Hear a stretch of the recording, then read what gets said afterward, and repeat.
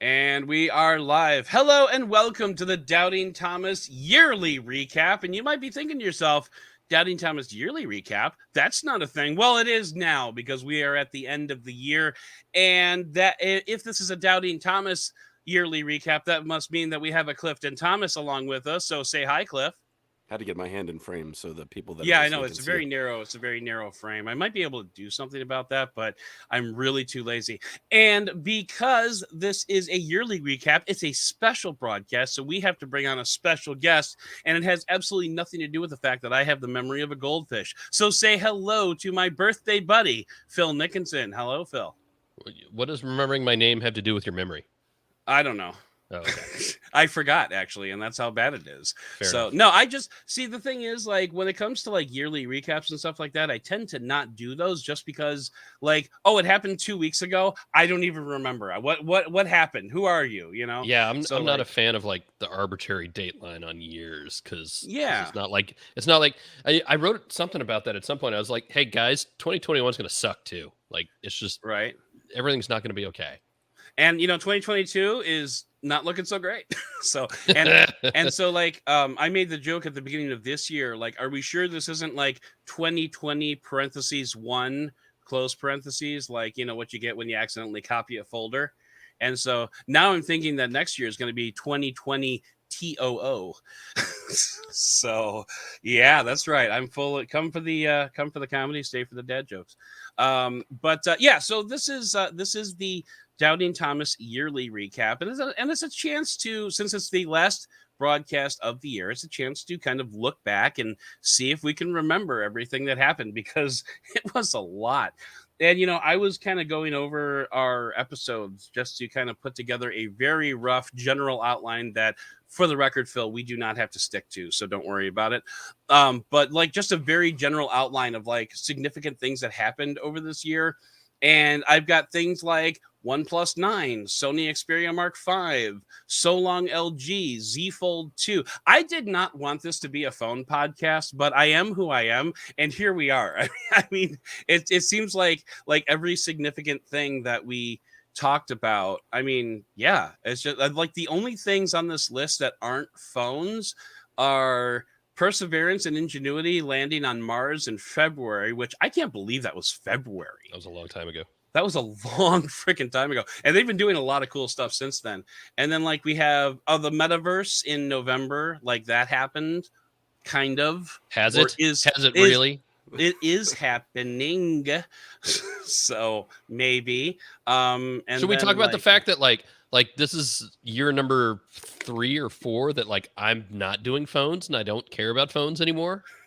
we can definitely Yet my talk blood about pressure that. is still sky high. I haven't figured that out yet. That's true. I mean, like, I'm just saying you did work for like, Android Central for all that time, I but did. but Ironic. yeah, so maybe coming out the other end. Now that you're at Digital Trends, which by the way, congratulations on making that transition. Hey, so are So- you for that matter. Yes, and so that's a significant thing that happened this year is we both work for former colleague and current boss Andrew Martinick, so that's nice. Taught him and- everything he knows. Well, and in my case, he's not even like my boss. He's like my boss's boss's boss. Yeah, well, same here actually. Right. I'm farther down the rung than I used to be. Maybe it's a different ladder though. But Farther. it's a different ladder, and there's room for advancement, and that's all you can ask for, right? Well, we were just saying, like, the older I get, the less work I want to do. So Yeah.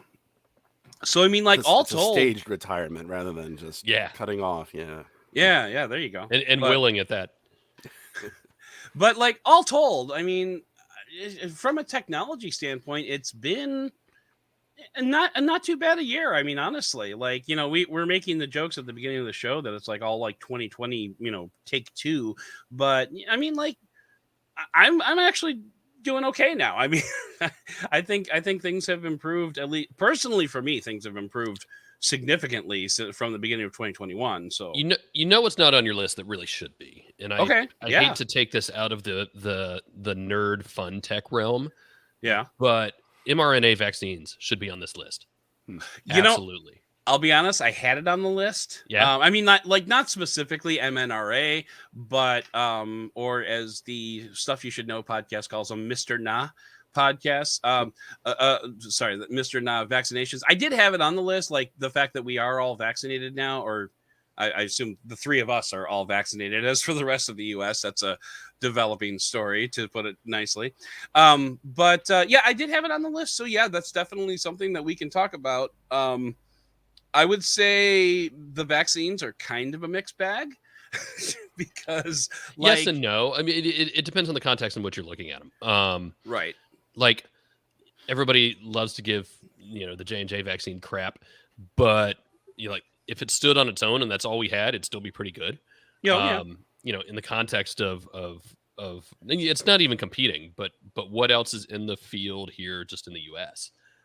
Yeah, the other ones are doing better. And it's about, how do you get the best option to the most people? There's if you don't follow Andy Slavitt on Twitter or listen to his podcast called In the Bubble, it's excellent. It's a really good, like, consumer level look at all this stuff and like how it works, and just makes it really not just relatable but understandable.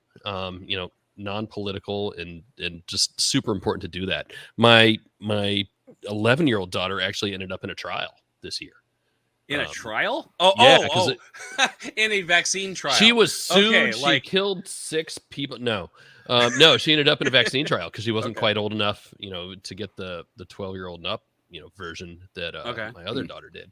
And we got her into a trial. And it was really interesting learning the process and like, like when people have said this was rushed and there wasn't enough testing, like they don't know what they're talking about. I mean, let's take this opportunity. Can you talk about that a little bit? Like, what was that experience like? Yeah, I mean, and they don't want you like sharing, big details, but like in broad strokes, like there's a bunch of paperwork. I bet.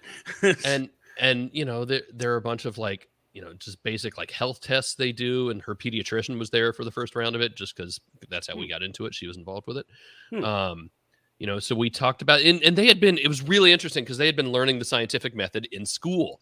So it was perfect timing because like, here's the application of all that stuff and why you do tests, for things that like they're doing pregnancy tests on, preteens if they need to, because that's part of the process. And we had to explain that, like, you're taking out variables. She's like, Dad, I'm not pregnant. I know you're not. We know. That's not the point.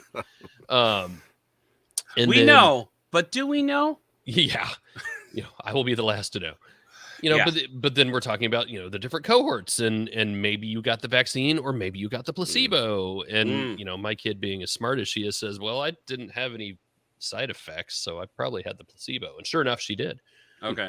So it was double blind, and I'm kind of surprised that they told you about it afterwards. Well, so they gave us the option to unblind after it was approved for emergency use for that age group. Because the idea is you want to, be able to get kids. Know if your daughter's vaccinated or not. Yeah, totally.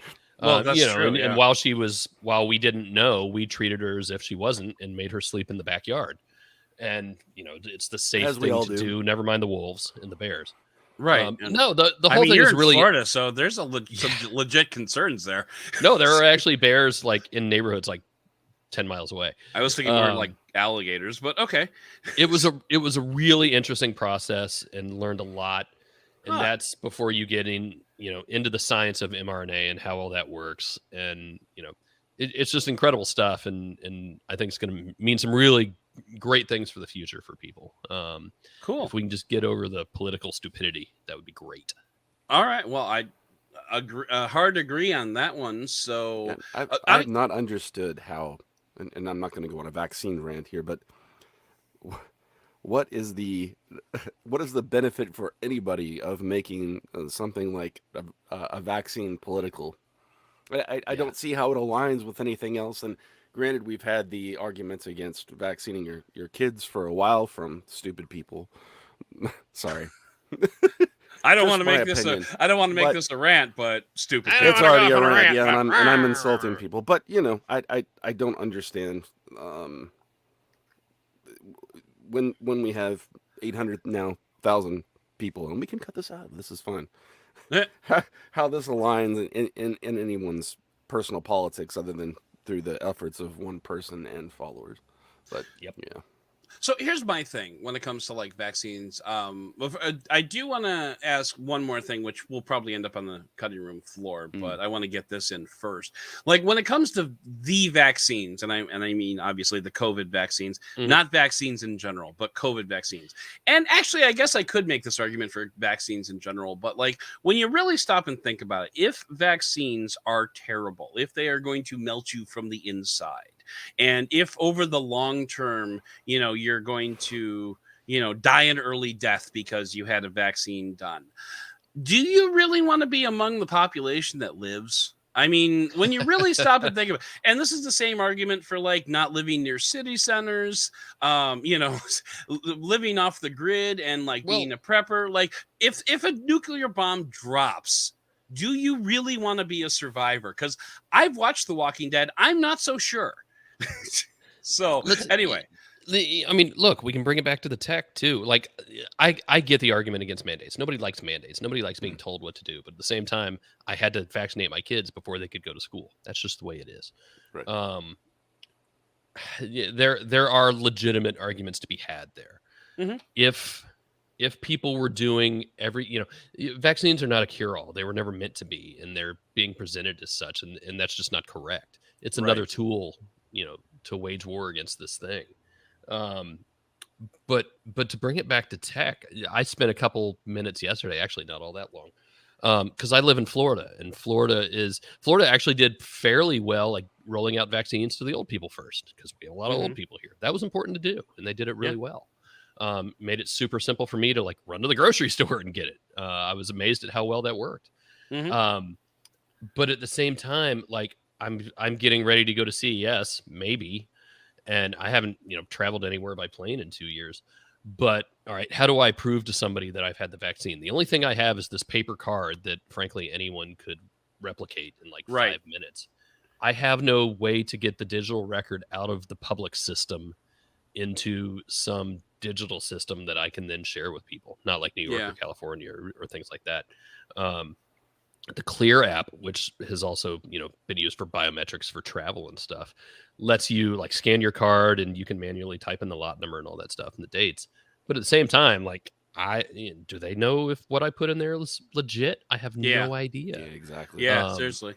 That needs to be simpler. And I understand all the privacy concerns, and I understand the concerns of like forcing people to use this stuff. Those are legitimate arguments to have. Like, I won't even call them arguments. Those are legitimate discussions to have.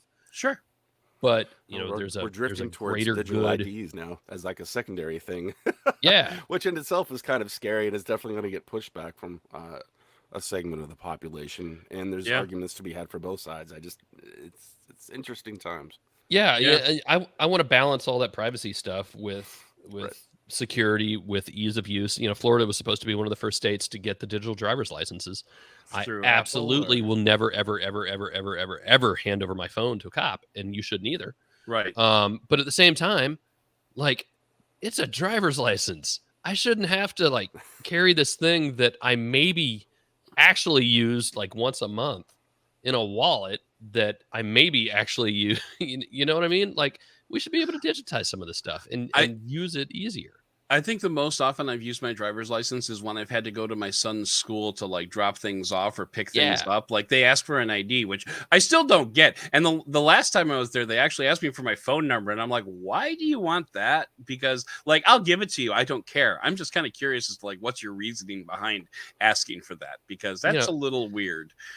On the other hand, if you ask me to choose between having one centralized place that has all this information and not, I would rather none of it work than like Facebook be in control of it, or even Google or Apple for that matter. Like blockchain, baby. Oh, Jesus. I think Google or Apple could like find a way to make it work better and safer. Then I will never trust Facebook with any of that stuff. Right. We do a lot of work calls, and I do a lot of I do more work calls with this job than I did the last one for sure. And I don't mind admitting, I've been spending time over the last week like deleting old Facebook posts because they don't make it easy to do and it takes time while we're on these calls. So if you see me nodding and like clicking, that's actually what I'm doing. Gotcha. Well, I mean, the mission statement of this podcast is Facebook is the crappy company run by terrible people. So trust me, you have a sympathetic audience right now. So Sweet. But So, all right. Webster releases a word of the year, since we're on an end of the year episode, and go for it. I really wonder how high blockchain is up on that list. It's gotta be.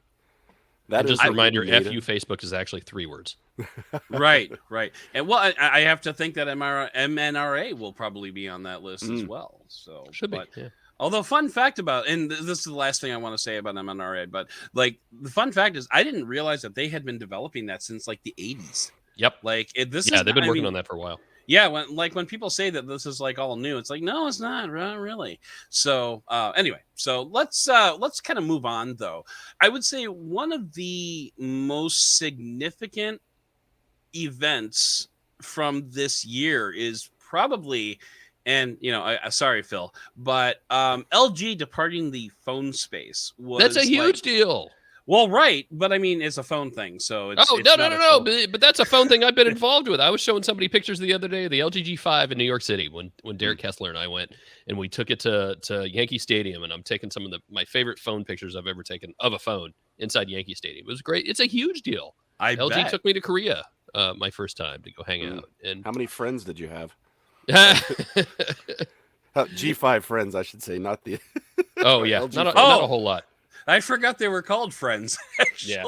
So that without or was it context no, was a really it wasn't random the G5, thing it was the to G4. ask. It was the leather one. The leather one. Oh, yeah, yeah. no, I had an Optimus Black here. It was a Korean model Optimus Black. When I went to Korea, it was for the original Optimus G launch. Wow. So yeah, no, there was so much potential there. There was always so much potential there. And especially and I was especially, and I'm pretty sure we talked about this during the episode when we talked about it, but I was really impressed with what LG was doing like in the last 6 months of its existence, putting out the Velvet with the dual screen case, and I was totally on board with the dual screen cases from LG. I love those things. They were like have 1.5 duos is what it kind of boiled down to. But and the wing, for as much as it got panned, I dug it.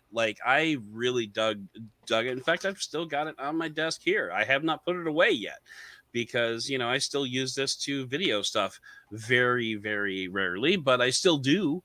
But yeah, I've often said that no one celebrated more when LG left the space than Motorola.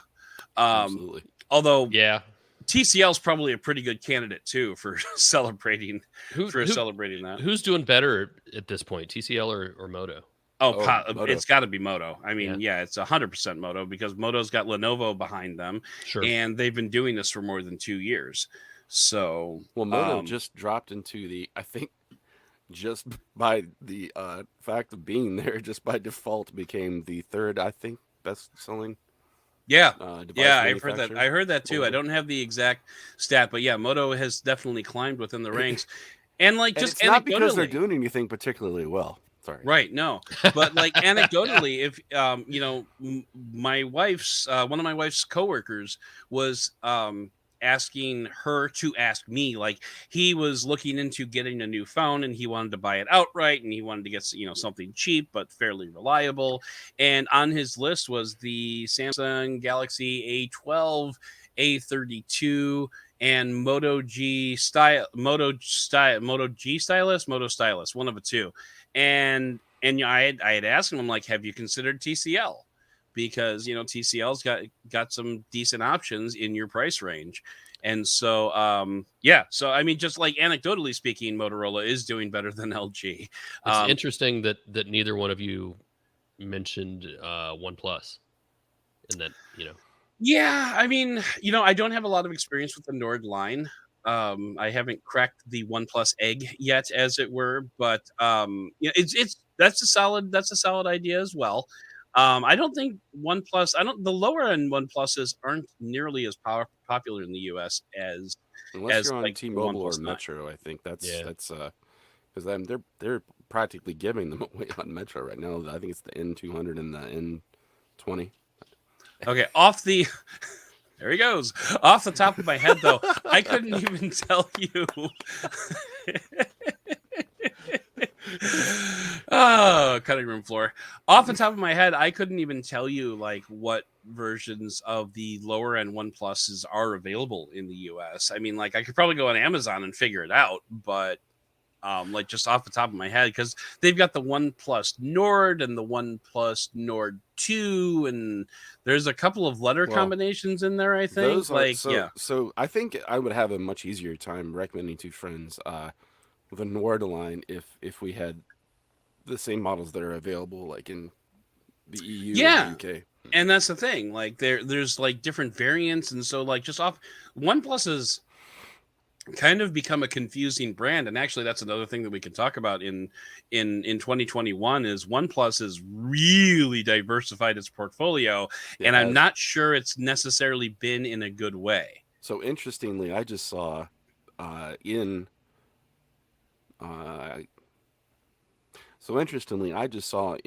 I believe they were press releases for some of the Oppo phones that have been released in the last few days, or at least news about them, that Pete Lau is now Oppo's chief product officer. So he's not even like. Oh yeah. Oh, they're 100% like. I mean, they were merged, but I didn't realize that the he same had been company pushed to the top of Oppo. So yeah, they used to yell at us so much when we said that, and now they're like, "Yep, we're the same company, guys." Sorry. Right. To the surprise of absolutely nobody. In fact, if I remember correctly, this year when they made that announcement, I believe my comment on it was OnePlus and Oppo have officially confirmed what we all knew for years, that they're sharing resources and they're sharing personnel and they're basically the same phones all over again, which is what makes me so excited about the Oppo Find N, because I really want to see a OnePlus foldable in 2022 if possible, because like I've been talking with Andy over at Digital Trends, and the Find N is quite nice in like a lot of different ways. So like, I like and how long before I well, I mean, I was going to say how long before I break down and get a foldable, says the guy who's only used an iPhone for the past couple of years. I don't see it. And somewhere Michael Fisher is, throwing things at my head. Yeah. But, like, I just don't see it. No, you don't see OnePlus still releasing a foldable, or I don't see any. Why do I need one? There's arguments to be made. See?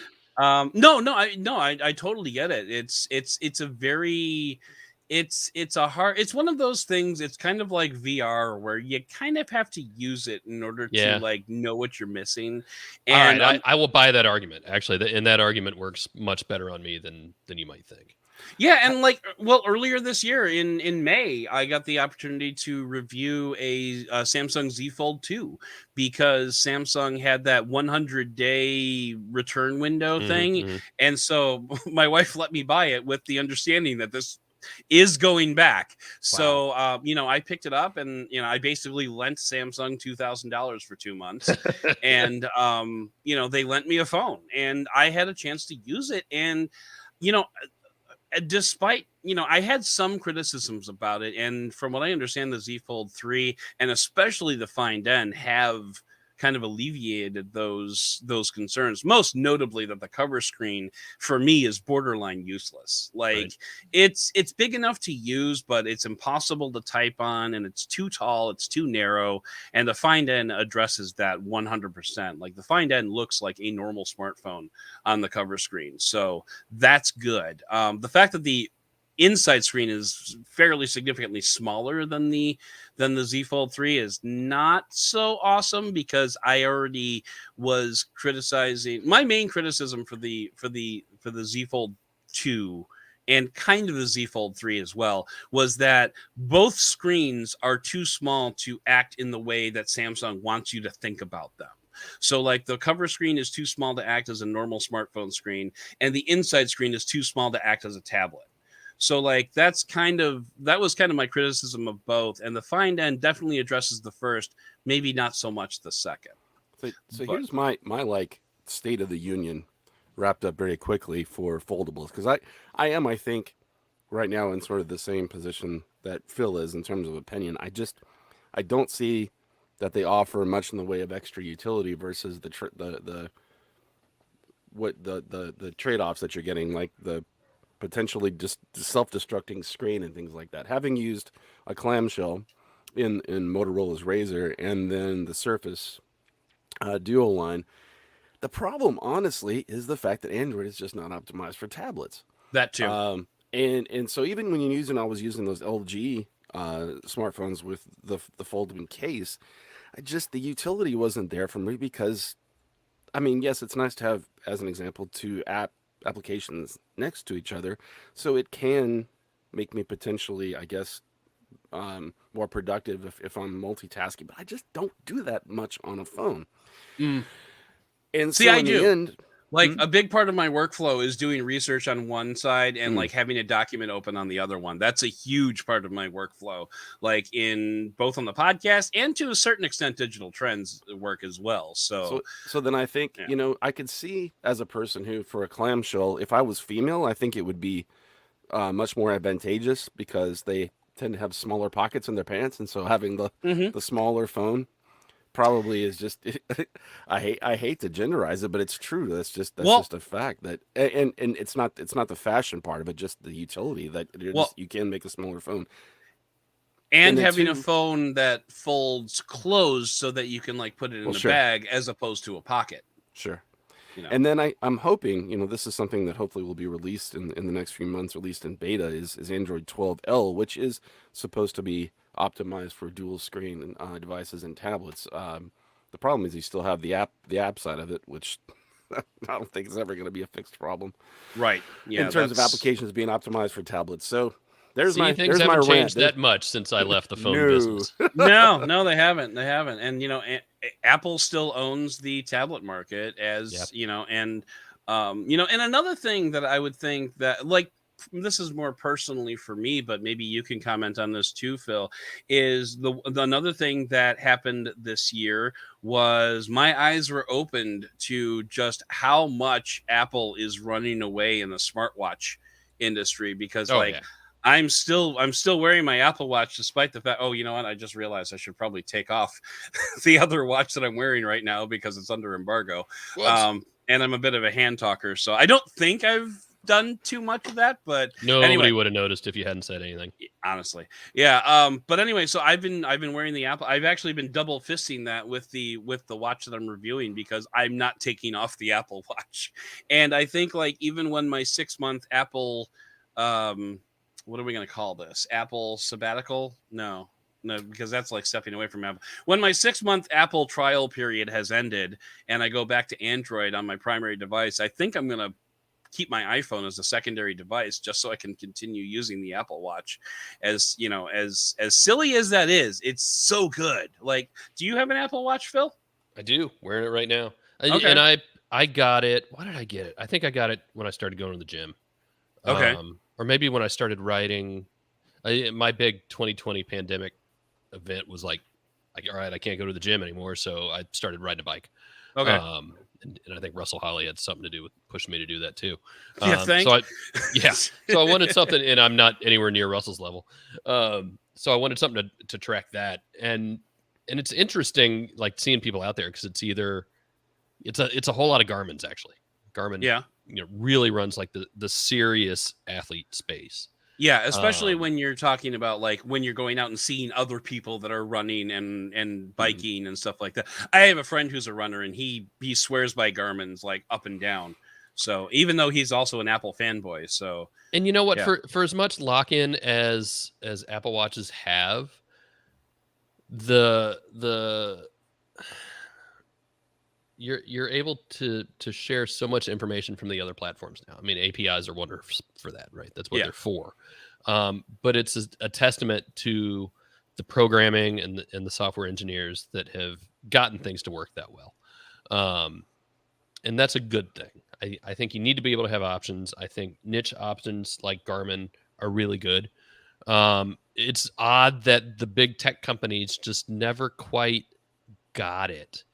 And that's not to say there haven't been some really good, Android watches over the years. You can find any number of who will say the original Huawei watch was one of the best. Yeah. And which is saying something for back then, because there have been a lot of really bad smartwatches. Oh, I've yeah. used a lot of really bad smartwatches.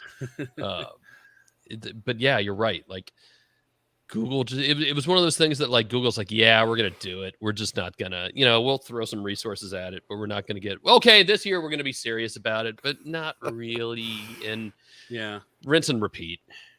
Yeah, Absolutely.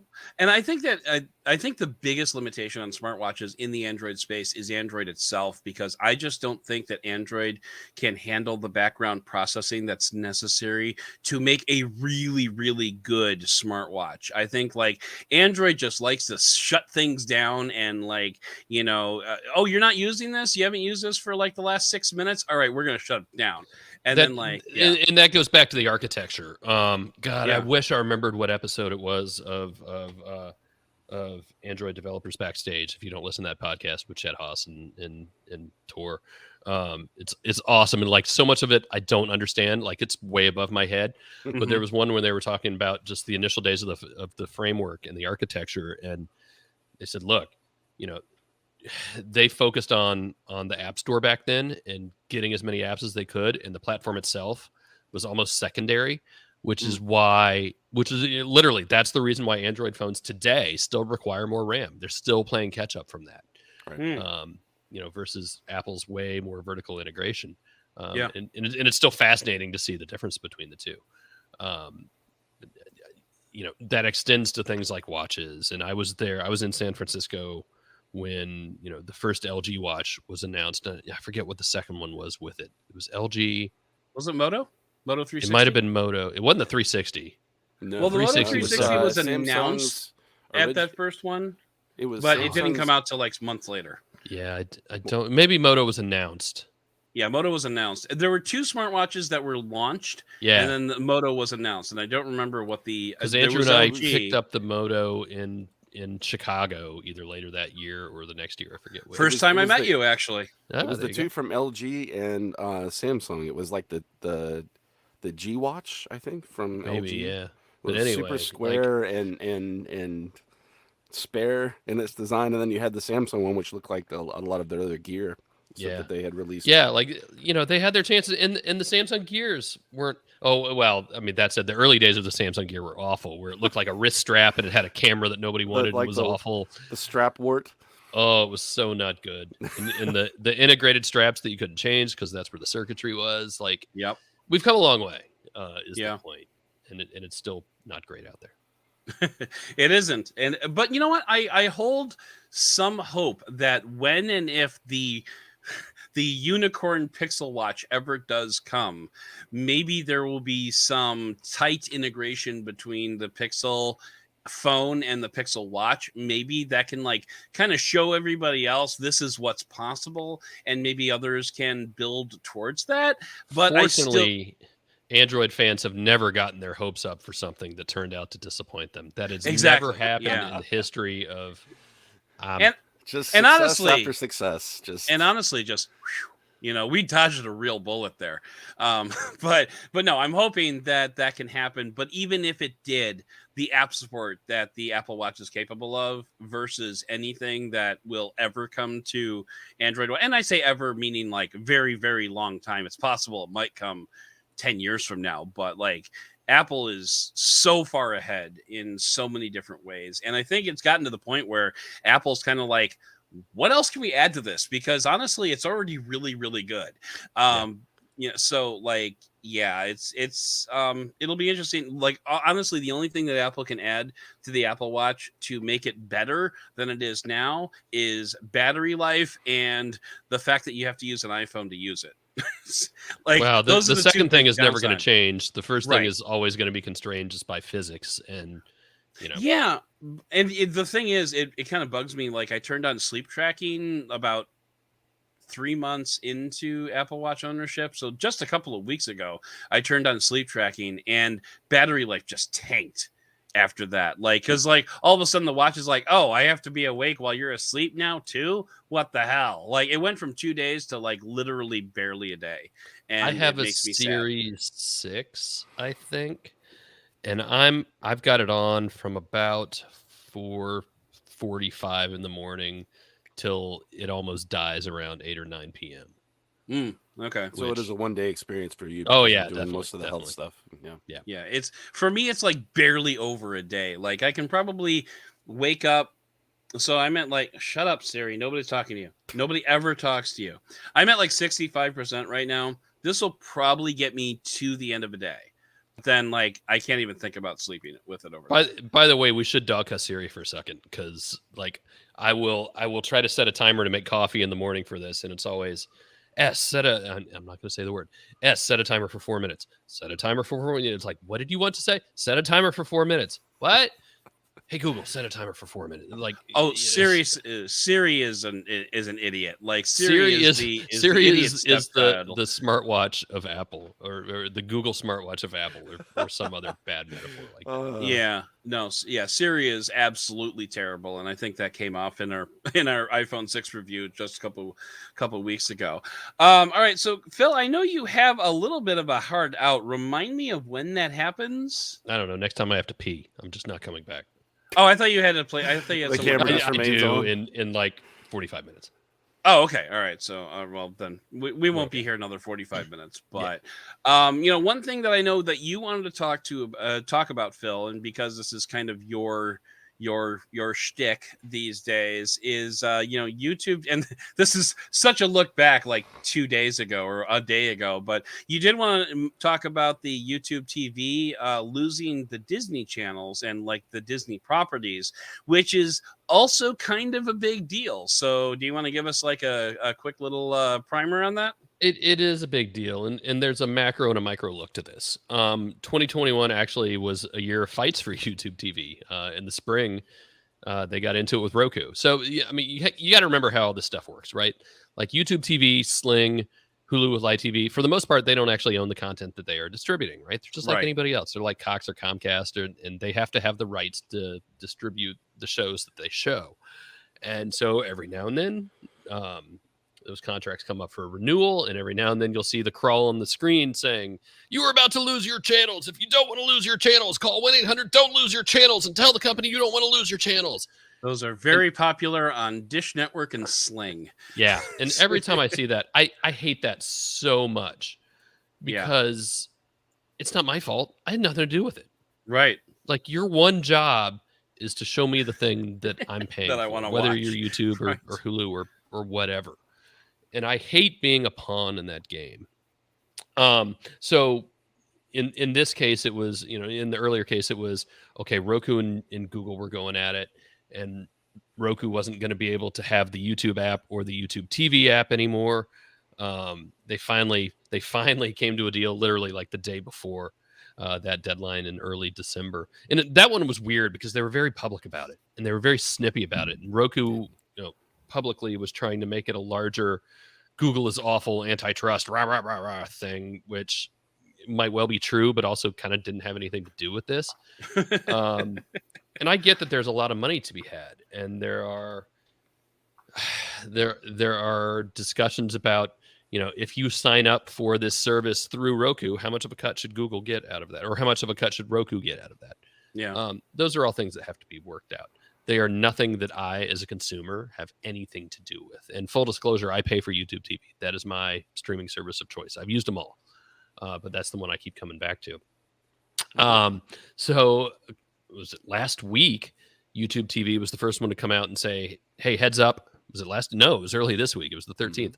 YouTube TV came out and said, "Hey, just FYI, we're in discussions with Disney." And I think we already knew that. I seem to remember CNBC talking about something back in the day. And that, we don't actually know what the dispute is over. It could just be money. It could just be, here's how much it's going to cost you to carry these channels. That's a relatively normal thing. But I seem to remember CNBC or somebody talking about how actually it also has to do with, the Disney bundle, which is the one thing Disney has been pushing really hard in 2021. So the Disney bundle comprises Disney Plus, ESPN Plus, and Hulu. And all three of those are owned by Disney. There's a longer story about Hulu in there, but for all intents and purposes, Disney owns all of those things. And they've been pushing the bundle really hard Oh yeah. From about mid 2020 on. They don't just want you signing up for Disney Plus. They don't just want you signing up for ESPN Plus. They want you to sign up for all three because a rising tide lifts all boats. I get that. That makes sense. And actually, the Disney bundle is a pretty good deal. $14 a month, you get all three of those services, which essentially gets you 3 for the price of 2. So it's not a bad deal. So we don't actually know what the sticking point is. Well, last night, midnight, December 17th or December 18th, whatever, overnight, we lost access to ABC. Your local ABC affiliate, you can no longer watch on YouTube TV. You lost access to the Disney channels. You lost access to FX. And probably the big one this time of year for a lot of people is going to be the ESPN channels. College football bowl games start today, December 18th or 19th, maybe tomorrow. That is not a coincidence. Yeah, no, it's absolutely not a coincidence. There are 44 bowl games between now and the national championship game. All but like 2 or 3 are on either ABC or ESPN. So no, it's not a coincidence. And it's a really big deal. YouTube TV is probably the second largest I call them live TV streaming service, for want of a better term, in the United States. Hulu with live TV has 4 million subscribers as of November. YouTube TV hasn't given an update since October 2020 when it said it had more than 3 million. And that's as specific as they get. They don't actually give real numbers in the earnings calls like practically everybody else does. Right. Sling has, I think it's either 2.1 or 2.3 million. So, chances are YouTube TV is number 2. I think if they were number 1, they would have said so. I certainly would have if I were them. So yeah, it's a big deal. It's a lot of people, and it's a really good service. I mean, there's a reason why I pay for it, and because I think it works really well, and has unlimited DVR, which I still think is hilarious to say you're recording something unparalleled. One might unparalleled, say. Right, Cliff? That's an inside joke. That's an inside joke with Ryan St. Andrew. But anyway. But yeah, so it got shut down, and this is not the first time we've seen it happen. Customers are caught in the middle, and that's the part that really kills me. Because the more than 3 million subscribers, they didn't do anything to deserve this. Like, right, YouTube TV's one job is to show you the channels. In fact, I would go so far, and I need to write something on this. Like, the FCC should not allow streaming services to cut off access to your local broadcast affiliate. Absolutely. Well, that just shouldn't happen. Yeah, that's true. I mean, so, Cliff, I was cutting you off. It's available with a digital tuner, and sure, and I have one of those as backup, and they're great. Right, but a lot of people don't. It's interesting how much things have changed in the time that I have been using a streaming service like a YouTube TV. I am also a YouTube TV subscriber, and what I mean by that is, like you'd mentioned previously, this is not a new game. This has been played. I mean, you've seen the scrolling warnings on DirecTV and Dish and even, I'm sure, cable providers. But I work with several people who are YouTube TV subscribers, and it's the first time that non-techies have actually come to me and started talking about this and talking about the world of streaming content and how that promise of where everything was once sort of disparate and all over the place. Now everything has become consolidated and purchased by the people who are also making the content, and it's a weird situation. And so I think everybody's dream, even non-techies, was to have that like a la carte situation where you could just pick and choose the programming, and it hasn't happened at all. It's just gone back almost to that same model. And it was just, I was sitting in lunch with people at work and it's also, as an aside, interesting how many people are using a service like YouTube TV or its competitors, and instead it's I think, especially for people under the age of 30, it's their primary. If they're purchasing it at all. And not to pick on YouTube TV here, Hulu had the same problem. Hulu with live TV lost the Viacom CBS channels about this time last year, right before the Super Bowl. Right, that's a big deal. And you know what's funny is like, and Cliff, I don't know if you have more to say, so definitely feel free to readdress this. But what I always find funny about all of this is when it comes to like streaming TV and just TV broadcasts in general, it's astounding to me the amount of power that live sports has around all of this. Because I mentioned before, like the Dish Network. Dish Network used to go through this all the time, and they always went through it right before NCAA in March, like March Madness. It was like every February we would start getting crawls saying you're going to lose your live basketball coverage next month. And I want to say there was like 3 years in a row that we had that same crawl, like right before March Madness started. And it was kind of funny because like at the time that was Viacom and CBS, and like at the time that's all we watched. Like literally Channel 2 was everything that we watched. It was CSI, it was NCIS, it was all the different CSI and NCIS affiliates that we or spin-offs that we watched. I'm about to die.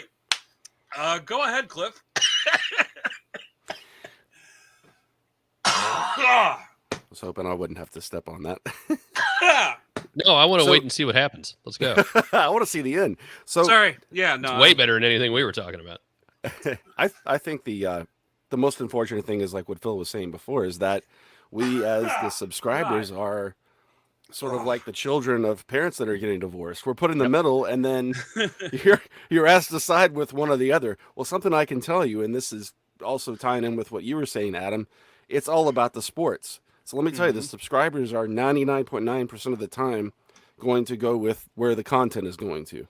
All these people that I was talking to at lunch were saying, and it was all about ESPN. I guess I'm going to have to go to Hulu Live TV. That was actually what people said. And it's not the good news, if there's good news to be had here, is that it is more simple than ever to switch streaming services. That's important. Oh, yeah. I think anything you sign up for digitally online, you should be able to cancel just as easily. I used to rail against my local newspaper about that. I was able to, sign up online. I had to wait on a phone for 45 minutes, literally 45 minutes. I was in an airport on hold trying to cancel it. That's gotten better, but it's really easy to switch streaming services. Free trials are important. That's a great thing. The Roku YouTube TV flap was a little different because that involves swapping hardware. Like if they had lost YouTube or YouTube TV and you just have to have that, suddenly then you were going to to switch hardware. Yeah, and that's not difficult, but it's not as easy as just creating a new login. I get that. So it's interesting. I don't know what's going to solve this. I don't know that it's going to get any better, and we're just going to continue to see it happen. And we're the pawns. Yeah. Well, and the other thing I was going to say about that before I almost died was, that's the one thing that's keeping like cable channels in business. Like that's the reason why people still have cable packages and not streaming packages, is because of the live sports. Like I'm not okay with the fact that I can no longer watch Cubs games or Blackhawks games, because unlike you guys, I don't have a live TV streaming service. I do not have a YouTube TV or a Hulu TV. I watch everything on Netflix and Hulu and whatever I can stream. But live sports hurts. Like it really does not having that. And I would happily hand over $150 a year for all of the baseball games. Correct. And $150 a year for all of the hockey games. I wouldn't even have to think about it. But unfortunately, that means that the cable companies, the ones that are actually, providing this content, are going to lose out on that potential like monthly subscription. And that's why they won't do it. And you know what? ESPN Plus is really good. Like there's a lot of stuff I watch on there that you can't get anywhere else, but it's just not the same. And it doesn't have the same reach, and it's not nearly the same amount of digits and dollar signs as you get with these traditional deals.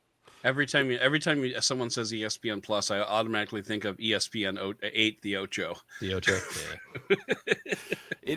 It is so weird right now. I feel like we're as content consumers in a very weird place because we're going through a lot of the same things. It's like I said.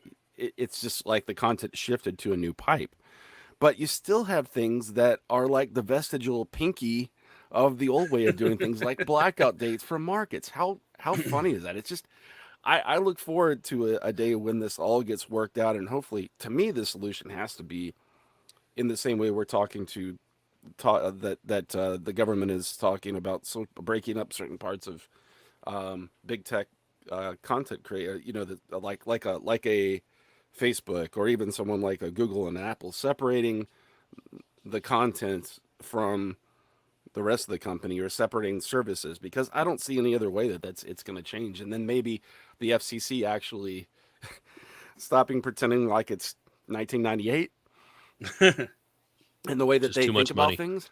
I would Too say much money. 1898, but Too much money. But yeah, Very true. basically. Yeah, there's just too much money involved. And I've been Mm. railing against the draconian broadcast policies of baseball that like were developed literally in the 1940s and have not changed since. I've been railing against that for decades at this point, like, because it's just so dumb. But I guess that's one thing that we can look forward to in the future, getting fixed, because for now it doesn't look like that's going to be fixed anytime soon. So Phil, can you give us like one last update? Like, do we know anything about these negotiations? How long is YouTube TV going to be losing Disney, or are we just kind of a wait and see at this point? Wait and see. I have a feeling as we get closer to the important bowl games, things might change. With all due respect to teams and fans of the earlier games that nobody cares about, that's the way it works, right? Hey, are you disparaging the Cauliflower Bowl? Absolutely not, Okay. especially because my Florida Gators aren't as far into the postseason as I don't even know if there is a Cauliflower Bowl, I'll be honest. there might be. I think there's a Crypto.com bowl. Nice. There are some ridiculous names. Hmm.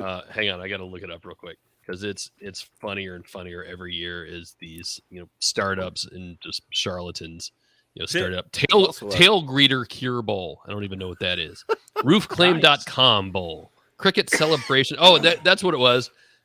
PUBG Mobile New Mexico Bowl. PUBG Mobile. Yeah. Wait. Let's break that one down. PUBG what? Yep. Mobile? Yeah.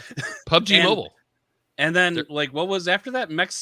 Did I hear Mexico New in there? Mexico. PUBG Mobile New Mexico Bowl. I assume they're playing at New Mexico. Okay. All right. Yeah. The Jimmy Kimmel LA Bowl. Are you serious? Yeah. That's amazing. Famous Idaho Potato Bowl. I'm just saying, Stephen Colbert never has to Tropical sponsor a bowl. Smoothie Cafe Frisco Bowl. Oh, this is amazing. So that reminds me of certain sports / entertainment arenas. Like I think Staples Center in LA just changed to It's now Crypto.com Center. Yeah. we should. Or Smoothie King Center in New Orleans. The Duke's Mayo Bowl, which is in, it's Yes. North Carolina versus South Carolina, which is perfect. Like, that's on brand. That's perfect. I think It the is. title of this podcast is going to be the Doubting Thomas Yearly Recap Bowl. Yeah, it should be. No, we got to wait and see. Will we get sued if we do that? Not by me. With Okay. halftime entertainment from Phil Nickinson. There you go. Well, I was going to say the halftime entertainment. Watch him could be delete like- his old Facebook posts during halftime, which I'm absolutely doing right now while we're talking still. Oh, okay. Nice. Yeah. The family running across in the background has been quite entertaining. So that's fun. As long as they were wearing pants. They were wearing pants. This is definitely a PG-13 video podcast, but that's okay because we're about to go ahead and wrap things up. So Phil, if you can, so I've got a list here of like the more significant things that happened to this podcast, and we should probably end with that. So Cliff or Phil, I'm going to read off the headline, and if either of you has like 15 seconds to say about it, jump in. Otherwise, I will. Have to buzz in. No buzzing, but yeah, just start talking. That's fine. So in January, Samsung Galaxy S21 Ultra. So okay, I'll go. It was arguably the best camera experience that you can get on a phone today, even up through December of 2021. So that's still, the 10x zoom. I love it. And I'm looking forward to the Samsung Galaxy S22 Note, which will replace the Ultra next year. I still want to know when Samsung started naming phones like LG. Like Samsung used to do it right. And at some point they said, nope, we're going to make it complicated. Yeah, well, And speaking of complicated phone names, February, Sony Xperia 5 Mark II. Cliff, I know you own that phone for a I while. do. I'm probably going to sell it in the next. I'll say what I like about that phone, and it is what I think I like about Sony's hardware choices in general over the last few years, which is that I think it's a 21:9 aspect ratio, something like that. It's Yeah, it's it's a it's Hershey very bar phone. narrow, and so even if you do have a big phone, it handles very nicely, especially with this sort of slab-sided design too. So, I mean, yet the camera's nice. Sony's hardware is they make pretty minimal changes to Android on top of it, which is usually a good thing. But yeah, that to me that's the big thing with any of Sony's newest hardware is just I really like that aspect ratio. Nice. Also in February, Perseverance and Ingenuity. You got any thoughts there, Phil? I try to avoid doing either one of those things on a daily basis. Yeah, no, that's fair. No, I believe you're talking about Mars, and that's a pretty big deal. Yes. It's pretty awesome. I watched that when it happened, and I don't mind saying that like that sort of thing brings me to tears.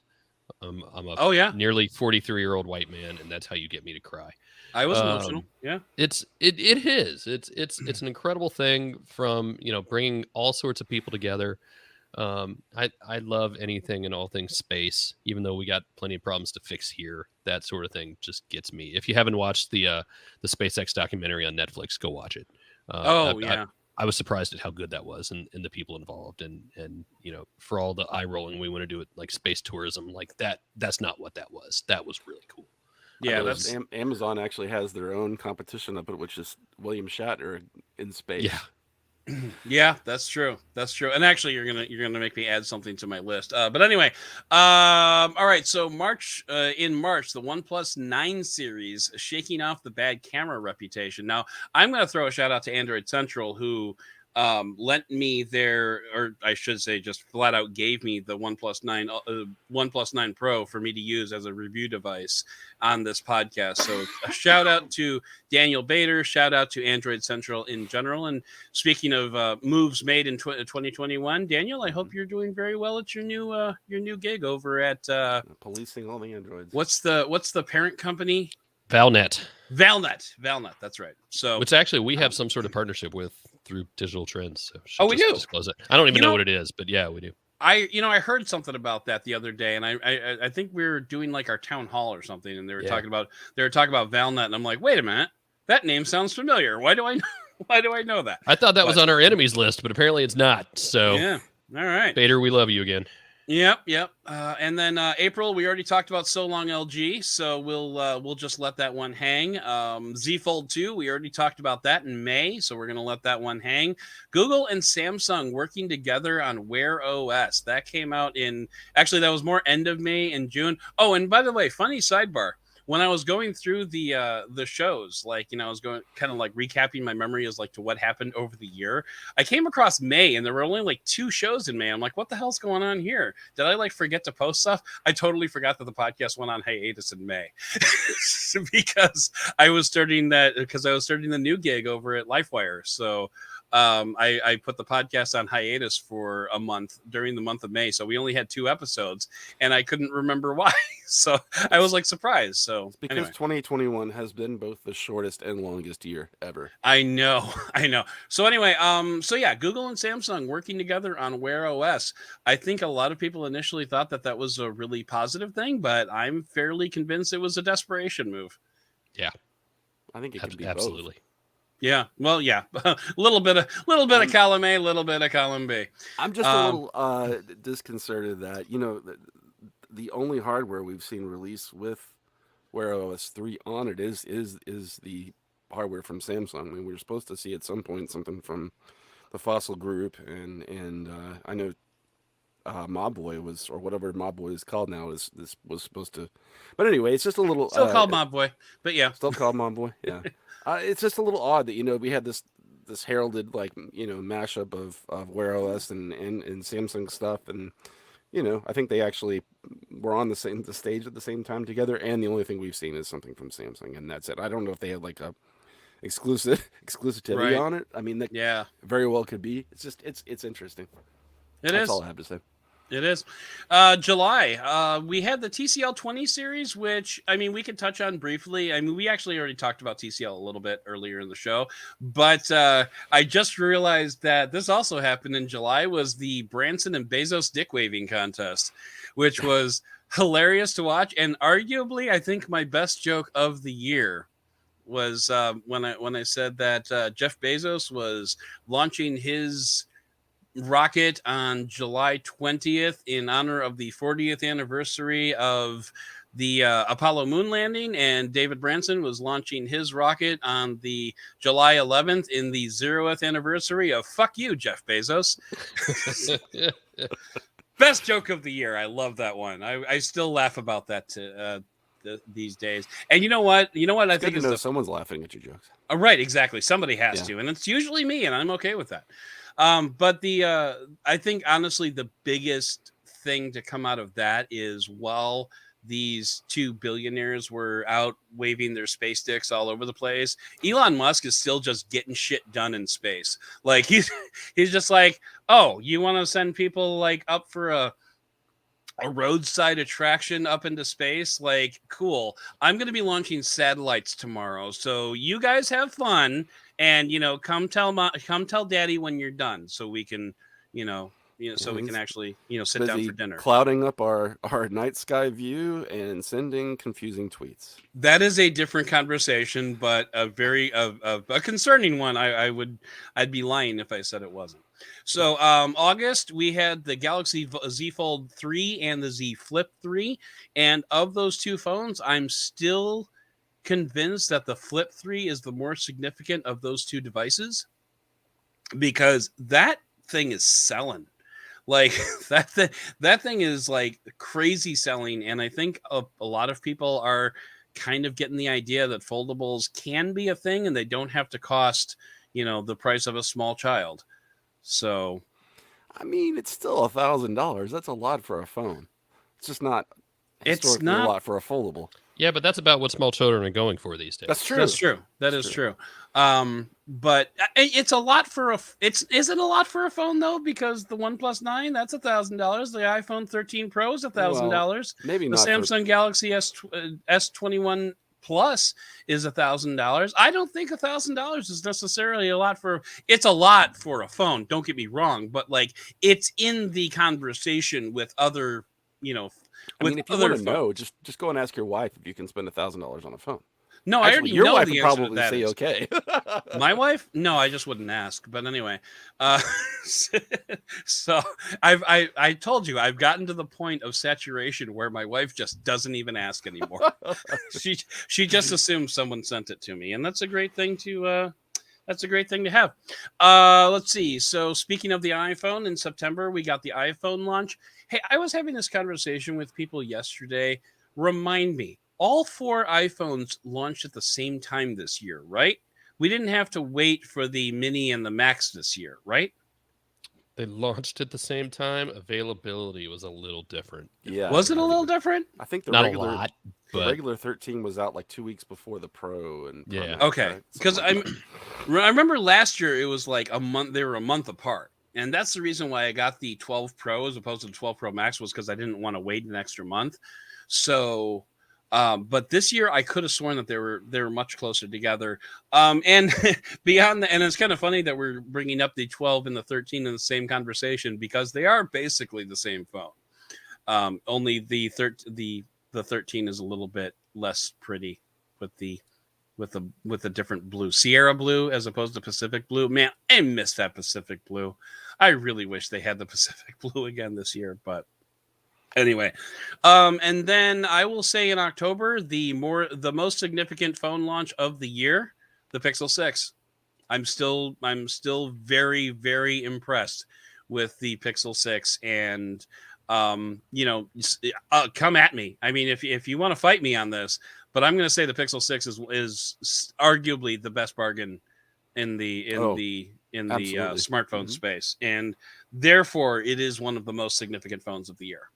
Also, you're able to hang it on many things. You are able to hang it on many things, and I'm a little mad. Back to our review. I'm a little mad that I kind of gave that concept to LifeWire, and I don't think they ever did anything with it. But But anyway, hashtag hanging with Pixel 6. And then November, the metaverse cometh.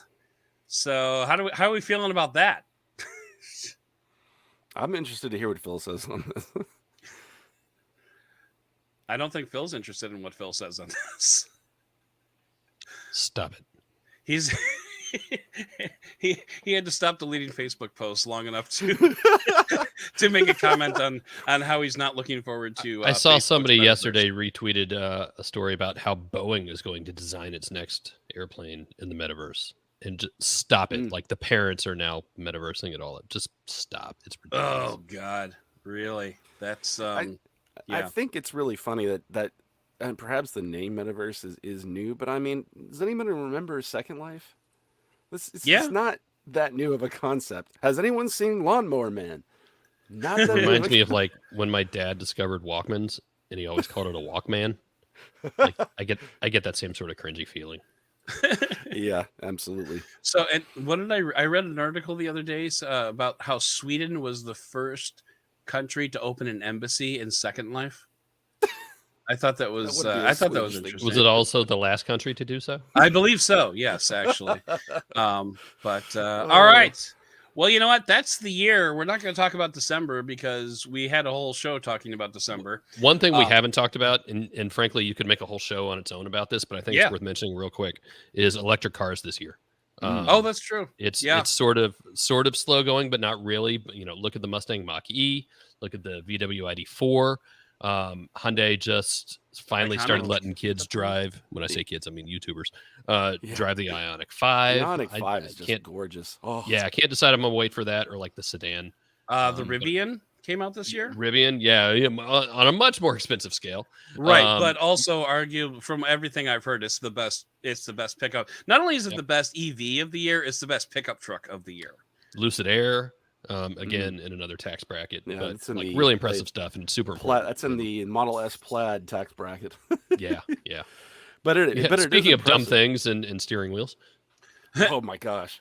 The yoke. I was also I was actually we've been contemplating buying a new car, and I had the Ford Maverick on my radar because it's a hybrid EV, but it gets like 40 miles to the gallon. It's a pickup truck and it starts at 20 grand.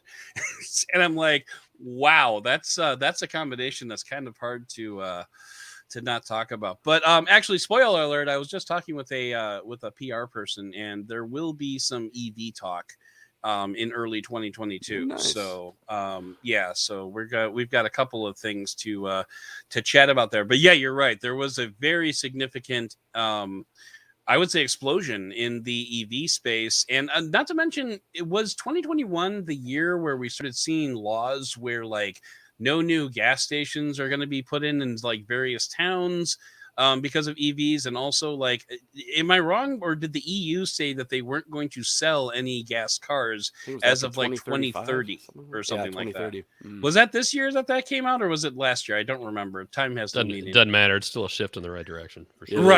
Right. Well, and I think that what you mentioned about the gas station situation is at least in one part to solve the biggest problem with electric vehicles, which is infrastructure.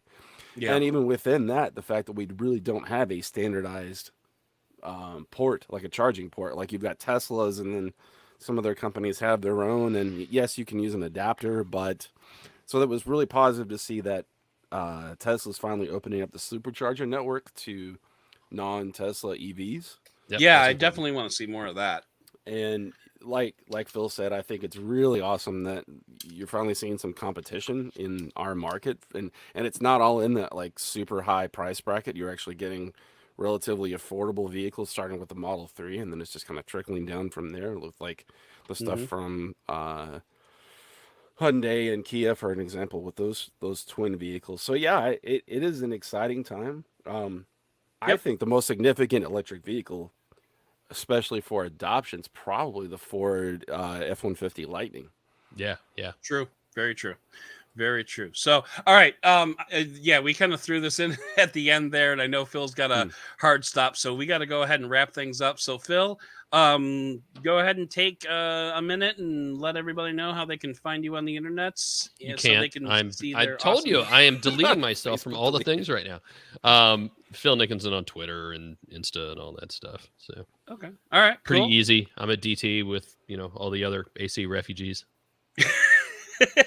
Actually, Well, there's see, not that many of us, but yeah, well, no, I like to think of it as like, it's kind of like a baseball thing where we're just trading players back and forth is kind of how it works out. And some of us are the Yankees, some of us are the Athletics. We're not going to make any judgments, but not going to say who's who. Yeah, but we're just So it's pretty cool that I'm hanging with all my AC buds over at DT these days.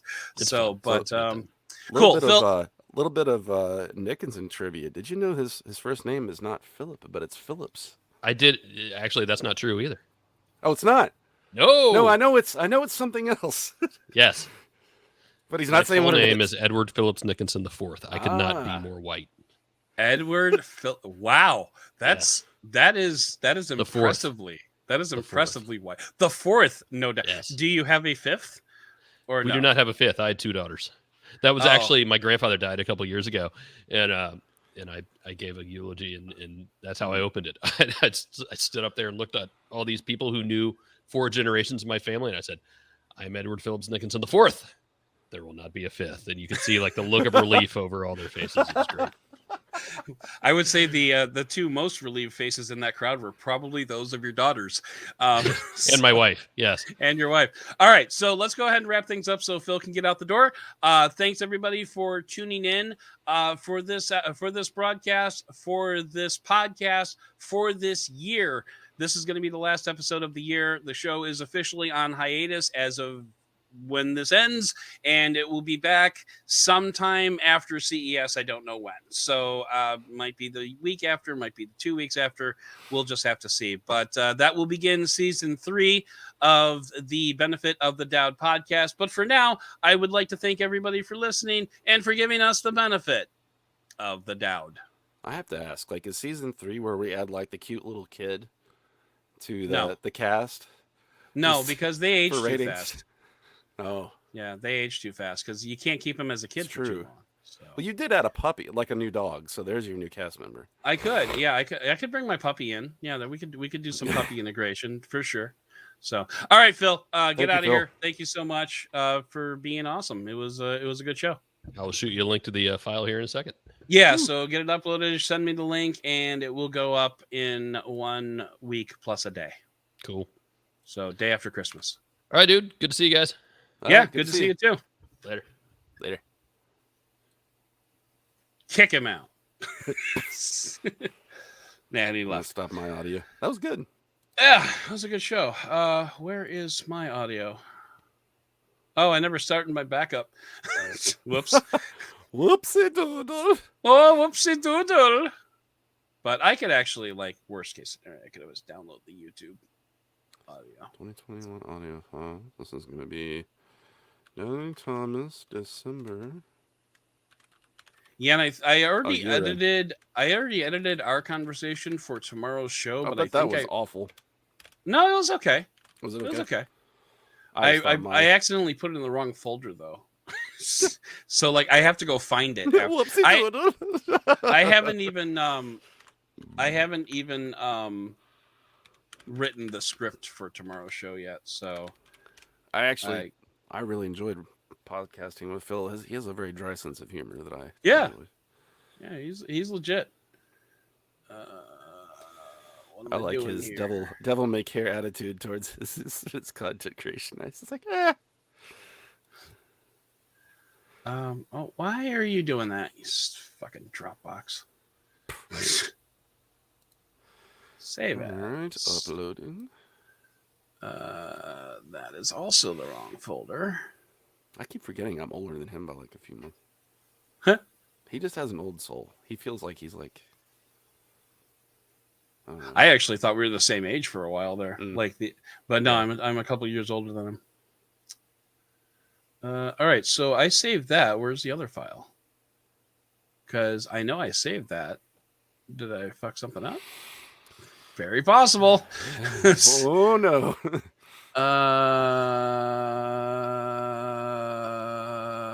What did I where? Okay, so where did I put Phil's file? What the hell? Sometimes Did he already send it to you? No, he did. Yeah, he did. Sometimes it's not such a great thing being so micromanagey about your computer, because if you fuck something up, it can really fuck you up. Yeah. Season 2. Did I put it in the 19th?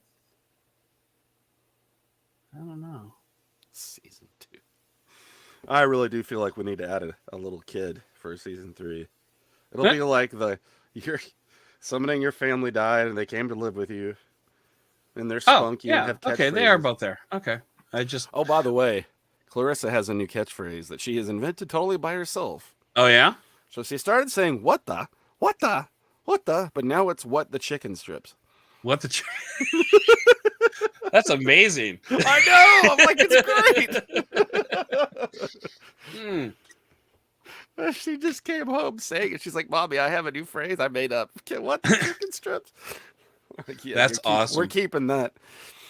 I was going through Google Photos, and I don't remember why, but I was looking at like times that I had filmed my kids riding their bike, and the one time it was me and my daughter, and it was like 5-6 years ago, and we were out for a Father's Day bike ride, and I was videoing her, and she looks over at me, she's like, "Are you taking a selfie?" And I'm like, "Yep, totally taking a selfie." So, but you know, it never really occurred to me. She has never liked, not only does she not like being videoed now, she has never liked it. Yeah. Like even back when she was like 4 years old, she would be like, "Stop videoing me." That's the way my wife is, and I am to an extent. And Clarissa is the exact opposite. She'll just, the things I can't get like natural. Well, she's very photogenic. She is. But she's also like she likes to pose. And just like if I put a camera on her, she just immediately is just like, you know, the heart, like she turns. It's really funny. She's been like that since she was really little too. I don't know where she gets it from. It isn't from Karn or I. I did want to confess. I did order a Galaxy Flip. Are you serious? Well, they've got really good deals on trade. You can trade in multiple phones. So I was like, why not? It's like I got it for like $300. Yeah, I was gonna do that. And I got a leather case, and I got Galaxy, the Buds too. The Buds too. Yeah, for free. Yeah, I was looking at that, and what it came down to was I would have had to trade in the wing, which I don't want to do. Yeah, they were giving like $350 for it. It was $250, $350, something like that. Yeah, but and then like by the time I decided to like maybe actually do it, they had reduced the number of phones that you could trade in from like 4 down to 2. 2, that's what it is now. Yeah. So like because I was only able to trade in 2, so I wasn't able to get all that much out of it. But so I think I'm gonna wait until the Note comes next year. Yeah. And by the way, under embargo, but Samsung confirmed the S21 FE is coming out soon. Yeah, I saw it's official. So it's not official yet, but I think they're announcing. Or maybe official renders came out, or official renders, but they're announcing it during CES. And OnePlus is announcing the OnePlus 10 Pro during CES. Yeah, you told me that. But it's only going to be in China to start, which is some bullshit. They've got 4 embargo dates. You told me that. It's like all in the space of a week. So, but not only do they have 4 embargo dates, but it's not coming to the U.S. initially. It's going to China first, the rest of the world, everywhere else. That makes no sense because that's like one of their weakest markets. Why? It's just fuck you guys. Like our interest level in that phone like plummeted when they said that. You know, I'm surprised we haven't heard anything else from Xiaomi. Xiaomi 12 is coming soon. Well, I meant in terms of just them. Well, it's come. Maybe they just haven't really because I thought they released the Mi 11 Pro recently. Well, I don't know. Me. I'm sorry. No, Redmi Note 11 Pro. Hmm. Anyway, I don't know. Yeah. I'm sure we'll get something from them. Well, I'm a little irritated with so that Xiaomi contact dried up real fucking fast. What, the So Xiaomi? yeah, I know. yeah, I can't. I'm getting radio silence from them. So I emailed them from my DT address, and suddenly they're all like responsive and shit. But like, so I think what I'm gonna have to do is I'm gonna have to hit her up on Twitter and be like, hey, can we still do some podcast stuff? Because yeah, that dried up pretty quick. So Just the one. just the one, and not a very good one. I'm still uploading the file, by the way. It's 7 minutes left. Did you see this? No. What was this from? I heard the podcast, and yes. Oh, okay. Well, so I think okay. So when we were talking about, I don't know. You probably saw that, or did you? You're talking about from the from Twitter. That was Road Rage Jason. yeah. Talking about Ryan. I'm like, yeah, you should do a slight snoring background track playing for Ryan. Ryan will never live that down. It's not even the same podcast. Yeah, right.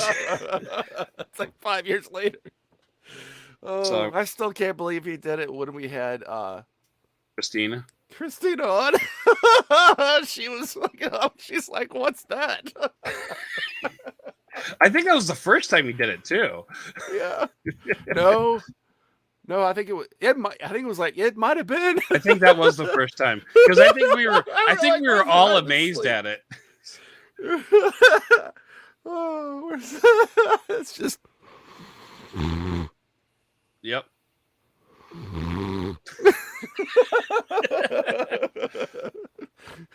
Man, this guy must go back a long way. Road Rage, Jason. Yeah.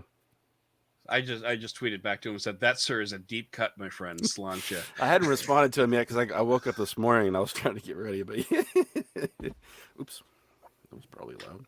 It was kind of fun watching Phil run through his living room to go pee. Oh God, no, you and I both cracked up at that. No, and the fact that at the end he was like, "Yeah." Well, Andy was wearing his earbuds the entire time, so he heard us cracking up at it. Oh. Anyway, hang on. Okay, Google. Did you mean to say slink? Recording clear. What?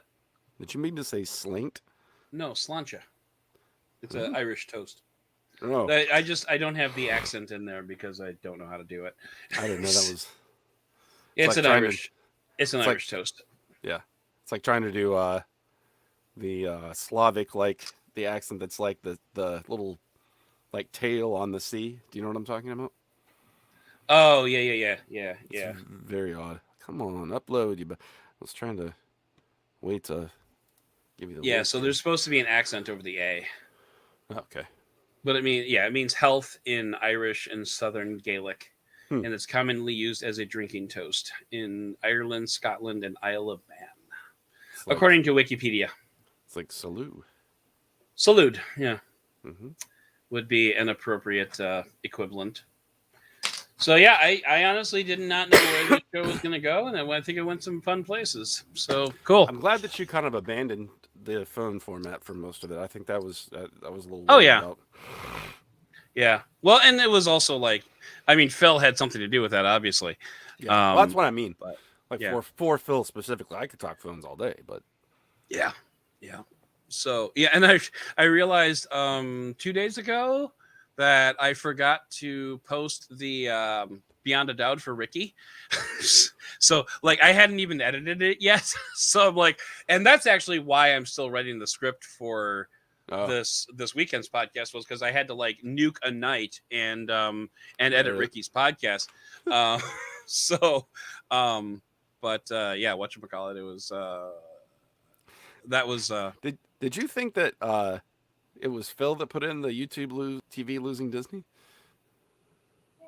Oh yeah, I thought that was Phil. Me. Oh, that was you? Okay. That was me for him. I was like, I know he's going to want to talk about that. Oh, I'm not done. I mean, I guess I could be almost done talking. Why? What's up? Oh, okay. 5 minutes? Yeah. Then I gotta go eat anyway. So, Yeah, what I anyway, made, by the way, for breakfast this morning was really good. You should try it. yeah, it sounds like it. So, Because rice just goes with just about anything. So I just took like Karn buys just like shredded barbecue pork that we use in just making sandwiches when we don't have a lot of time. mm-hmm. And Oh, like the Hungry Man type things, this is more in like the or is it, refrigerated section. or it's like Like you deli kind of counter, go over to like it's kind of like where like where the the bologna breakfast. would be and shit. Yeah, exactly. Okay, yeah. And it's like all right. Carolina style like pulled pork is all it is. Hmm. So I was like, what can I do with this? Because I was watching a show where they were doing they were going to different Thai places and they did Thai breakfast and the Thai place served something a lot like that. It was pork belly instead of shredded pork. Okay. So I just took it and I put it I have this like Korean hot sauce that I put in with it and I put in a little fish sauce and sesame oil. But you could season it just about any way you want to and just put it in and just kind of crisp it up. Fried an egg and just threw it in there. It was good. Cool. Yeah. I've been very much enjoying the Duet 5. Oh, have you? So, yeah, that's going to be a review. So I think I'm going to start off coming back. I'm going to do the Legion review because that got put off for the AI talk. Yeah. So that's going to be the first episode back. And then I'm probably going to... So I was contacted by an EV company that is talking about like they're like an EV charger company, but they're talking about like building out the infrastructure of EVs. Yeah. And one thing that's actually kind of bugging me is, so the thing is like I need to be very careful about who I talk to for the podcast because Digital Trends really does not like going outside of the organization. So like anybody that emails me at my Digital Trends email address, I need to keep that as a Digital Trends only conversation. Yeah. So that's why like on my Twitter, I put, pitches for podcast only basically as my personal. So anybody who emails me on my personal email address, as far as I'm concerned, fair game. Like, and I've specifically put that in the thing. So I think that's just a good practice for you in general, though. Yeah. Just I compartmentalize like hell anyway. So, but anyway, so someone contacted me about this company that makes like EV chargers or some like kind of infrastructure thing, and they were talking about basically like how, now what muddies those waters a little bit is that every email that I get for DT also gets forwarded to my personal inbox, because if I ever leave DT, I want those contacts. But anyway, sneaky. Yeah. So, well, I figure if they allow it, then it's open season. So, but anyway, and now I can go the other way. Like if someone contacts me about like, hey, do you want to review this thing? I can say, well, hey, I would love to do this on Digital Trends. And they'll be like, oh shit. Yeah. But anyway, so like, so are you talking about that for an interview or is that for a product review? For the EV is going to be, well, I figured probably an interview. Well, yeah, for EVs it's going to be interview, but for really anything, I can do like product review or interview, and I can always kick that over to DT if I need to. Oh, I just meant the EV conversation. Yeah. So let me see if I can find this. I think my upload is almost done here. Yep. So, yeah, just checking. So. Yeah, this is somebody, Desmond Wheatley, CEO of Beam Global, an electric vehicle charging company, wants to talk about like the idea that we're wasting money investing in public charging infrastructure is absurd. Even more dangerous is that this notion allows the auto industry to pretend they don't have to invest in EV infrastructure. Yep. So like, I mean, yeah, and basically what they're saying is, people are not going to be able to charge these things from home sustainably. Like it should be. Most people don't have like 220 outlets on the side of their house, so you have to charge it from 110. Yeah, so there's that. So yeah, they'll have to charge it from 110, or get like an electrician to install like Yeah. a much bigger power line. Or the other idea is you build out infrastructure so that you park your EV at a charging station and walk an extra block to work, and it charges while you're at work. Mm-hmm. So And then that's if you're like a the alternative. Tesla, if you're a Tesla owner, which means that the feature will probably come, you can just have it come to you. Right? Yeah, when it's no, because it would need a way to unplug I itself. unplug it. That's true. But otherwise it just drives you away, dragging a hose. dragging a charging station behind.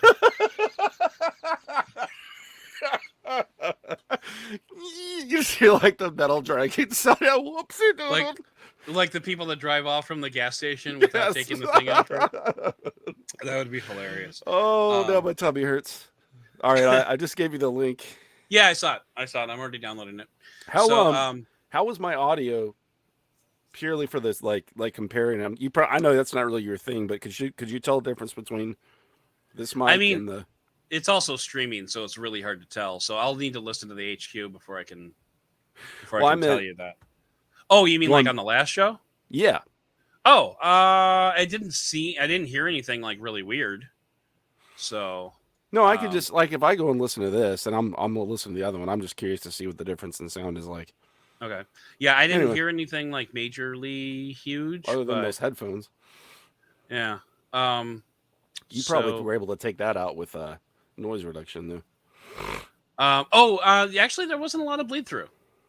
So, like, I was actually a little bit more challenged by the traffic outside your house than I was with the audio bleed through.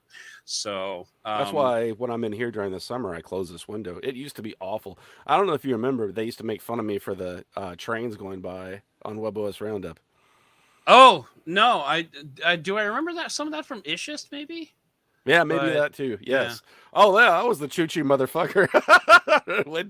But yeah, I definitely heard a train or two on the last podcast too. So, yeah, it's. But think... Go ahead. I was gonna say, so this week, yeah, no news. It's just gonna be this show that I'm gonna drop on December 26th. Okay. So that'll make it a little bit easier for me. And then, put out this show. And then, and one show is probably going to be dedicated to Cape Canaveral because I'm going to Cape Canaveral. How cool! While we're at Disney, so yeah, but awesome. You know what? It's like $60 a person to get in. Really? It's $57 for an adult, $47 for a kid. So it's almost $200 for us to go, which kind of sucks. But it's also my birthday, so fuck it, let's just go. Exactly. Yours is like the 26th, right, or the 27th? Say what?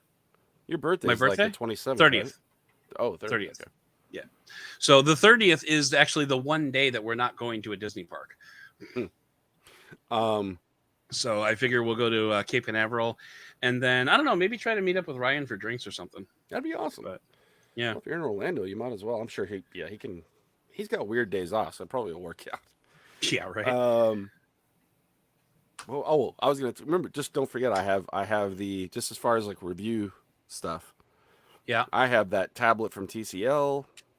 Oh yeah, I have the two Lenovo devices, the X12 and the. Oh, is that the Surface one? Yeah. Okay. And then the one that's AMD based. Okay. So, do you want to do panels for those? Yeah, that's fine. Okay. All right, so yeah, we can do that too. And if you could do the webcam, let's do. Yeah, I know. I keep. Let's do. In fact, why don't we do this? If you can do the TCL tablet. Okay. Would it be entirely insane for me to ask you to do one of those today, so it's ready for tomorrow? Maybe not the webcam. Okay. Would you be able to do what do you want, a written review or no, just a 5-minute tech, yeah. Yeah. That's fine. Could you do one of those for today? Mm-hmm. I can do it for the webcam. For the webcam? Okay. Yeah, do a tech for today cuz I was just going to do like this pluggable cable that I got, which is very boring. Yeah. So but yeah, so do the webcam. And if you could do that for today, that'd be amazing. I'll still write out a script for the pluggable just in case like you can't get to it. But yeah, I don't think I have anything going on today except this. So right, okay. So if you could do that, that would be cool. And then I was going to say for the TCL tablet, we'll do a tech for that in the new year. Yeah. So if you could do that sometime, before the end of CES, that'd be great. And then for the other ones, for the Lenovo, what Lenovo? So you've got the Surface Mimic. Yeah. And what's the And other then one? then there's the is it IdeaPad? Yeah, it's it's a ThinkBook. It's a ThinkBook. The one that's got the AMD Ryzen 9. Okay, is there anything significant to talk about with that, or I don't think so. I say let's just punt on it then. It's fine. I think the X12 is interesting though. The X12 is interesting. Let's do that. Let's do a panel for I've that. also Let's got that Flip 3 coming. Whether or not we want to do anything with it, because it's a little old news now, but yeah, not that old. Let's do it.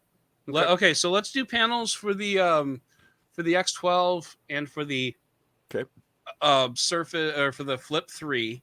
Let's do a tech for the camera today, and do a tech for the tablet by the end of CES. And so I think our first month back is going to be Cape Canaveral, Legion. Smartphone comparisons. Well, that's probably for Digital Trends, though, isn't it? Camera comparisons? Maybe. Because I know you're taking them much with you. Yeah. No, that wouldn't be for Digital Trends. That'd be YouTube, YouTube, wouldn't it? That'd probably be YouTube if I ever do anything on YouTube ever again. I don't know. So we're doing interviews on YouTube, and I think I might just keep that as an interview channel. Like it doesn't do any traffic, like no traffic at all. But I don't know. It's just keeping up with the content. And maybe once we go back into daylight savings time and I actually have daylight at the end of my day and I can still shoot, then maybe I'll do that. But I don't know. We'll see. Anyway, so yeah, we'll have Canaveral. We'll have Legion. We'll have EVs somewhere in there. We'll have the Flip 3 somewhere in there. We'll have the X12 somewhere in there. Yeah, so we're actually probably good through February at this point. Oh, that's awesome. Yeah, that takes care of a lot. So do me a favor, if you can, totally optional, go into Trello and add all those things. I don't think I've got. Hold on, maybe I do. Let me see. If you do, if you don't, it's fine too. But actually, I think it's through my Gmail, isn't it? So yeah, I think so. I think that's how I added you. Let me see here. At Clifton Thomas 6 is your username. Yeah. Because my other one is at Clifton Thomas 1. That's funny. For my work. Okay. Let's see. Let's see. All right. Workspaces. Should be editorial Trello or something like that. Members 1. Well, I don't want that. Boards. Where is? Well, maybe it's not. That's weird. All I have is my Greenbrier workspace that I set up as It might be a different account. So that's what I'm wondering, if maybe it's I'm gonna kill that one. Try. I'm already here. I can add it. Okay. Sorry. No, that's fine. Lenovo. You've got multiple accounts, so I know it's kind of a pain in the ass. To well, they're signed in, so then it's meh. Yeah. All right, so we said Lenovo X12. We said EV interview. We said what's the other one from you? Oh, Flip the 3. TCL. That's going to be a tech so I'll add the tech card over here. TCL tablet. Yeah, I was actually going to ask you about that because I kind of forgot about it. And then you've got the camera's already in here. I'm going to move that onto the calendar for today. And I'll move the pluggable off. And I'll move you down here. All right, and then what else? Oh, Cape Canaveral. And then what else? Oh, I've got the Legion, so we've already done that. Are we going to do a panel on that? On the Legion? Yeah, let's do that. Yeah. Yeah, okay. I've got this Moto G100 that I could review. I just don't want to. Because it's just kind of like a whatever phone. But Well, if you want to send it to me, I can review it. Yeah. Nah, Maybe. I'm good. All right. And then I've had yeah. my fill of Motorola for a while. And so what I'm going to try to do for phone reviews is I'm going to do kind of a Miriam thing where, like, if I review a phone for... You're going to do the unboxing? Oh, that's right. Wearables. I've got Jimmy Westenberg lined up for it. Because I'm doing the Garmin review, I figure I can talk to Jimmy about, like, wearables, like, specifically Garmin and Apple Watch. Yeah, he's the news editor and chief wearable dude over there. So, and I think I might actually pitch AJ on, like, making me the wearable guy for Digital Trends. Because, like, I enjoy using them. And I think it'll be a good, like, since you're going to be, like, the second or third on the totem pole for phones. Yeah, and I also I think I'm a solid second. I think I'm going to be second for U.S. releases, and Andy's going to be primary for, like, non-U.S. releases. International. Yep. Yeah, so, like, he's going to get the Xiaomi's and the Oppos and the Realme's and shit like that, whereas, like, the Samsungs and the OnePluses and iPhones, stuff like that, might come to me. iPhones will probably still go to AJ because he's actually the one with the relationship with Apple. And I guess the way Apple does reviews is they don't lend to outlets, they lend to people.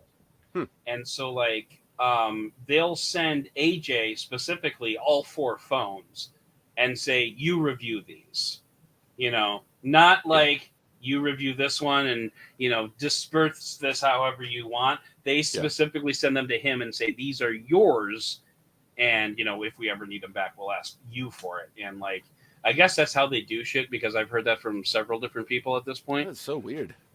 It is kind of weird. But, like, you know, because normally, you know, especially with, like, things like the Garmin is, like, you know, Garmin's like, hey, we've got these watches. And AJ's like, well, my staff writer's going to review this one and my other writer's going to review this one. And so just send them there. So, all right, I got to go because my daughter's back and she wants to talk. So say hi, Katie. Hi, Katie. He says hi. She walked away. Okay. How's the arm? Hopefully getting the brace off on Monday. Oh, good. Can you believe it's been 2 months? I know. Actually, it has been. It's kind of weird. A little bit under 2 months, but yeah. So, but yeah, I can believe that in the context that my daughter's getting her brace off on Monday. That's what it made me think of. Don't get your hopes up. Fingers crossed. So, all right, man. I'll talk to you later. Okay. Bye.